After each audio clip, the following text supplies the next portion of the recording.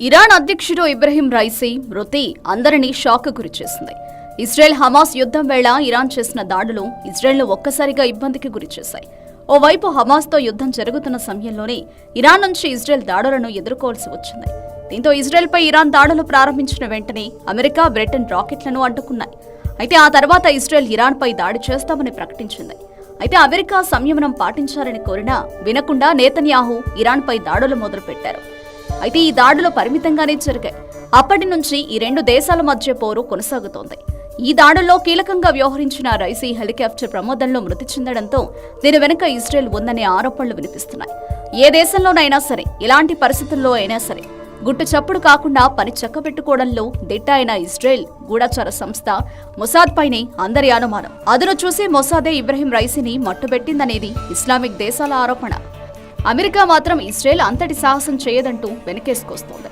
అయితే మొసాద్ను అనుమానించడం ఆశ్చర్యకరమైన విషయమేమీ కాదని చెప్పాలి.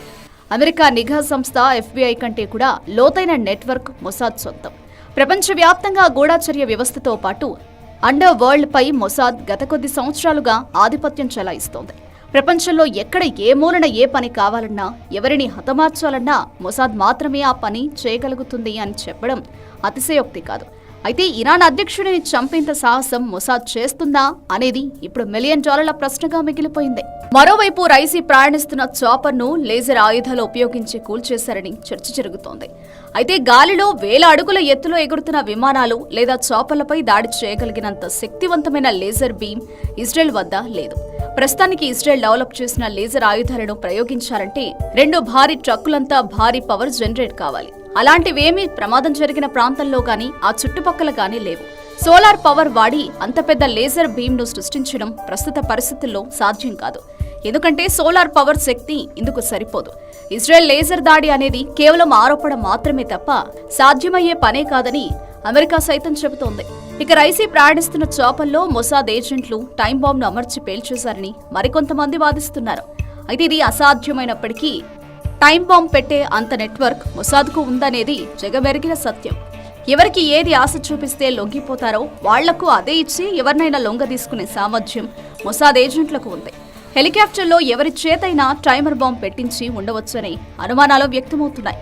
చాపర్ ఆకాశంలో ఉండగానే మంటలు చిక్కుకుని ఆ తర్వాత కూలిపోయిందని తెలుస్తోంది. దీంతో ఇప్పుడు ఈ ఆరోపణలు నిజమయ్యే అవకాశం ఉంది. ఇబ్రహీం రైసీ ప్రయాణిస్తున్న హెలికాప్టర్ కూలిన ప్రాంతం అజర్బైజాన్కు సరిగ్గా సరిహద్దు ప్రాంతం. ఈ ప్రాంతంలో మొసాద్ ఏజెంట్లకు పట్టుంది. ఇదే విషయం ఇరాన్కు తెలుసు.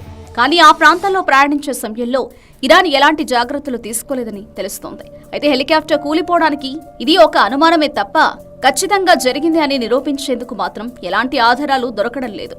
ఇక ఇజ్రాయెల్ సైన్యం స్వయంగా స్ట్రింగర్ మిసైల్ ప్రయోగించి ఉండవచ్చు అని మరో ఆరోపణ కూడా ఉంది. టార్గెట్ను 100% ఖచ్చితత్వంతో ఛేదించడంతో పాటు రాడర్లకు చిక్కకుండా ప్రయాణించగల స్టిమ్యులేటెడ్ స్ట్రింగర్ మిసైల్స్ ను ఇజ్రాయెల్ తయారు చేసిందని ఇప్పటికే పలు దేశాలు ఆరోపిస్తున్నాయి. ఇదే నిజమైతే రైసీ హెలికాప్టర్ ను ఈ సీక్రెట్ మిసైల్ ద్వారా అటాక్ చేసి ఉండవచ్చు. కానీ అంత సాహసానికి ఇజ్రాయెల్ సైన్యం పూనుకోలేదు. ఎందుకంటే ఈ విషయం ఆధారాలతో సహా బయటపడిన రోజున ఇజ్రాయెల్ చాలా పెద్ద యుద్ధాన్ని ఎదుర్కోవాల్సి వస్తుందన్న విషయం ఇజ్రాయెల్ అధ్యక్షుడు నెతన్యాహుకు బాగా తెలుసు. ఇది సాధ్యమయ్యే పనే అయినా ఇజ్రాయెల్కు దాడి చేసేంత ధైర్యం లేదు. ఇదిలా ఉండగా రైసీ మరణంతో మధ్యప్రాచ్యపు యుద్ధానికి కొన్ని రోజులు బ్రేక్ పడొచ్చని తెలుస్తోంది. రైసీ మరణంతో ప్రస్తుత పరిణామాలపై ఎలాంటి ప్రభావం ఉండబోదని, మిడిల్ ఈస్ట్ వార్ విషయంలో ఇరాన్ వైఖరి ఇదివరకులాగే కొనసాగుతుందని ఆ దేశ సుప్రీం కమాండర్ అయతుల్లా ఖమేనీ స్వయంగా ఇరాన్ ప్రజలకు ఇచ్చిన సందేశంలో ప్రకటించాడు.